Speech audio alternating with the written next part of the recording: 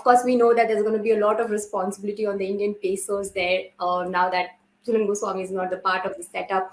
But of course, when it comes to the young side of young bowling, pace bowling of India, Meghna Singh, Renuka Singh Thakur, today they would want to step up and make a statement for themselves, Anisha, because we've seen Julian take the responsibility of the team on most occasions. And after the World Cup, is the first time India is playing the game.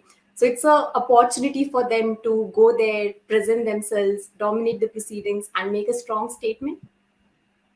Yes, and that has to happen in the form of wickets. That's the only way I think this Indian side will be able to make the emphatic statement that we want them to make, which wasn't quite the thing that happened in the T20I leg, because the T20I leg of the tour, I think, left us with more questions than answers. There wasn't much of a certainty around what the playing 11 for the Commonwealth Games is going to look like. That came through the way, through in the form of the results of their performance. So I think this is a good opportunity for the likes of Renuka Singh and Meghna Singh, especially to make sure that they are seen as long-term prospects who can shoulder a white ball workload across both formats. It's going to be a bit taxing on somebody like a Renuka Singh because she played the T20Is. Meghna Singh did not get a game, but here she is playing her first game of the tour, so to speak. So she comes in fresh, probably will be that strike bowler that India will be banking on. Harmanpreet will be relying on to get the breakthroughs and also contain the Sri Lanka batters. So I am looking forward to how this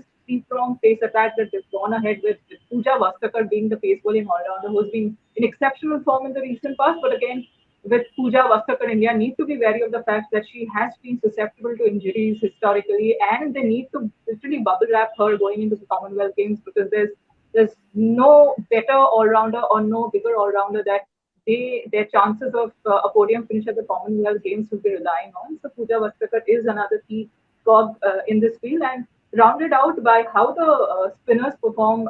Here we have Rajeshwari Gaikwad coming in. She was left out of the last game, last T20I match.